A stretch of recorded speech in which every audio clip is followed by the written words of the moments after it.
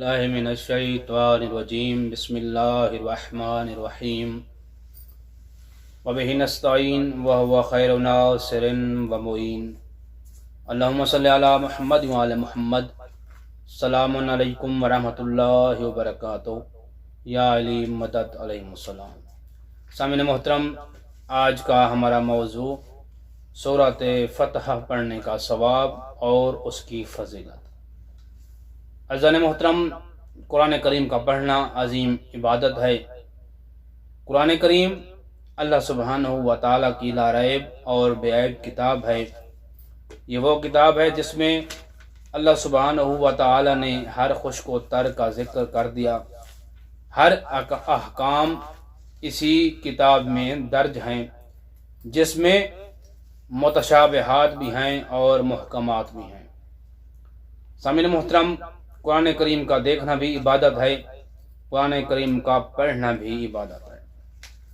سورۃ فتح مدینہ منورہ میں نازل ہوئی اور اس سورت کی ٹوٹل آیات 29 ہیں۔ سامعین محترم، اس سورت میں کچھ مطالب بیان کیے گئے ہیں، کچھ مضامین بیان کیے گئے ہیں۔ یہ سورت فتح و کامیابی کا پیغام لانے والی ہے۔ دشمنان اسلام پر کامیابی قطعی طور پر اور واضح طور پر کامیابی، خواہ وہ کامیابی فتح مکہ کے ساتھ مربوط ہو یا صلح حدیبیہ کے ساتھ مربوط ہو یا فتح خیبر ہو، یہ ساری کامیابیاں اسی صورت کے ساتھ ہیں۔ اور سامعین محترم، فرماتے ہیں اس فتح کامیابی کا پیغام لانے والی یہ صورت دشمنان اسلام پر جو کامیابی حاصل ہوئی، خواہ وہ فتح مکہ کی ہو، خواہ وہ صلح حدیبیہ کے ساتھ مربوط ہو یا وہ فتح خیبر کے ساتھ مربوط ہو یا کوئی اور کامیابی ہو، اس صورت میں چند مطالب بیان کیے گئے ہیں، چند مضامین بیان کیے گئے ہیں۔ پہلا، یہ صورت فتح کی بشارت سے شروع ہوتی ہے۔ یہ صورت فتح کی بشارت دیتی ہے، فتح کی بشارت سے اس کی ابتدا کی گئی ہے اور اس کا اختتام بھی اسی مسئلے پر ہوتا ہے۔ نمبر 2، اس صورت میں صلح حدیبیہ، نزول سکینہ اور مومنین کے دلوں کے لیے تسلی دلانے والی باتیں ہیں۔ اس میں مومنین کی تسکین اور مومنین کے دلوں کو تسلی دینے والی باتیں کی گئی ہیں۔ نمبر 3، اس میں پیغمبر کے مرتبہ اور ان کے بلند بالا مقصد کو بیان کیا گیا ہے۔ تیسرا جو مطلب ہے ان مطالب میں سے کہ اس صورت کے کچھ حصہ میں رسول خدا صلی اللہ علیہ وآلہ وسلم کے مرتبہ، ان کی شان، ان کی فضیلت اور ان کے بلند بالا مقاصد کو بیان کیا گیا ہے کہ رسول خدا صلی اللہ علیہ وآلہ وسلم کس مقصد کے تحت مبعوث بر نبی ہوئے، اللہ سبحانہ و تعالیٰ نے رسول خدا صلی اللہ علیہ وآلہ وسلم کو کس مقصد کے تحت زمین پر بھیجا۔ اور چوتھا مطلب، اس صورت میں منافقین کے کچھ نامناسب تقاضوں کا بیان کیا گیا ہے۔ اسی صورت میں منافقین نے کچھ نامناسب تقاضے کیے ہیں، ان کو بھی بیان کیا گیا ہے۔ اور 5ویں نمبر پر سورت کے آخر میں رسول خدا صلی اللہ علیہ وآلہ وسلم کے پیروکاروں کی خصوصیات اور مخصوص سورت کا بیان ہے، یعنی رسول خدا صلی اللہ علیہ وآلہ وسلم کے جو چاہنے والے ہیں، جو محب ہیں، ان کے بارے میں بیان کیا گیا ہے۔ اس موضوع پر بات کی گئی ہے اور جو مخصوص صورتیں ہیں، جو مخصوص خصوصیات ہیں، ان پر بھی بحث کی گئی ہے۔ سامعین محترم، حدیث میں ہے کہ جو شخص اس سورت کو پڑھے گا، جو بندہ اس سورت کی تلاوت کرتا ہے، وہ اس شخص کی مانند ہے جو فتح مکہ کے موقع پر پیغمبر کے ساتھ ان کے لشکر میں تھا۔ اور دوسری روایت میں آیا ہے کہ وہ شخص اس شخص کی مانند ہے جو اس سورت کی تلاوت کرتا ہے، جس نے اس درخت کے نیچے جو حدیبیہ میں تھا محمد مصطفیٰ کی بیعت کی ہے۔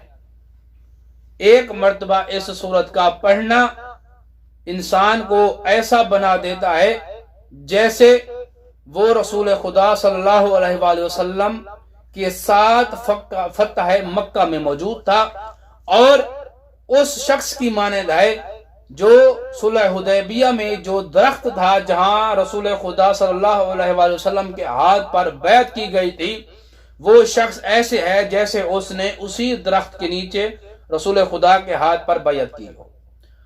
اور سامعین محترم، حضرت صادق آل محمد فرماتے ہیں اپنے اموال اور جو کچھ تمہاری ملکیت میں ہے اسے اسی صورت کے ساتھ محفوظ کر لو، یعنی جو بندہ چاہتا ہے اس کا اموال، اس کی اولاد، اس کے اہل و عیال محفوظ رہیں، امن و امان میں رہیں، اسے چاہیے سورۃ فتح کی تلاوت کرے۔ سورۃ فتح کی تلاوت کرنے والے بندے کے اعمال، اموال، اہل و عیال، اس کا مال سب کچھ محفوظ رہتا ہے، امان میں رہتا ہے۔ اور فرماتے ہیں کہ جو شخص مسلسل اس سورت کی تلاوت کرے گا، قیامت کے دن ایک منادی ندا دے گا، اس طرح ندا دے گا کہ اسے تمام مخلوق اس ندا کو سنے گی، اور ندا کیا ہوگی کہ اے میرے بندو، اے میرے ملائکہ، یہ میرے مخلص بندوں میں سے ہے، اور میرے صالح بندوں کے ساتھ اس بندے کو ملا دو، اور جنت کی نعمتوں بھرے باغات سے اسے سیراب کرو، اور جنت کے باغات میں اسے داخل کر دو، اور بہشتوں کے مخصوص مشروب سے اور جنت کی مخصوص نہروں سے اس بندے کو سیراب کر دو۔ یعنی جو بندہ مسلسل اس سورت کی تلاوت کرتا ہے تو فرشتے منادی ندا دیتے ہیں، اللہ سبحانہ و تعالیٰ کی طرف سے ندا آتی ہے، اے میرے ملائکہ، اے میرے فرشتوں، یہ میرے مخصوص بندوں میں سے ہے، اور اس بندے کو میرے صالح بندوں کے ساتھ ملا دو، اور اس بندے کو جنت کے مخصوص باغوں میں داخل کر دو، اور جنت کے مخصوص مشروبوں میں سے اس بندے کو سیراب کرو۔ جو بندہ سورۃ فتح کی تلاوت کرتا ہے اسے جنت میں داخل کر دیا جاتا ہے، اور جنت کے مخصوص مشروبوں میں سے اسے سیراب کیا جاتا ہے۔ تفسیر نور ثقلین اور مجمع البیان اور تفسیر نمونہ میں یہ حدیث موجود ہے۔ دعا ہے اللہ آل محمد کے صدقے ہمیں صحیح معنوں میں قرآن کریم کو سمجھنے، پڑھنے اور اس پر عمل کرنے کی توفیق عطا فرمائے۔ ہمارے اور ہمارے والدین کے صغیرہ کبیرہ گناہ معاف فرمائے۔ جتنے بھی مومن و مومنات اس جہان فانی سے کوچ کر گئے ہیں، مالک ان کو کروٹ کو جنت نصیب فرمائے۔ جو بیمار ہیں انہیں شفائے کاملہ عاجلہ عطا فرمائے۔ ہمیں صحیح معنوں میں دین کے ساتھ مخلص ہونے کی توفیق عطا فرمائے۔ صحیح معنوں میں سچی توبہ کرنے کی توفیق عطا فرمائے۔ شریعت محمد مصطفیٰ صلی اللہ علیہ وآلہ وسلم پر چلنے کی توفیق عطا فرمائے۔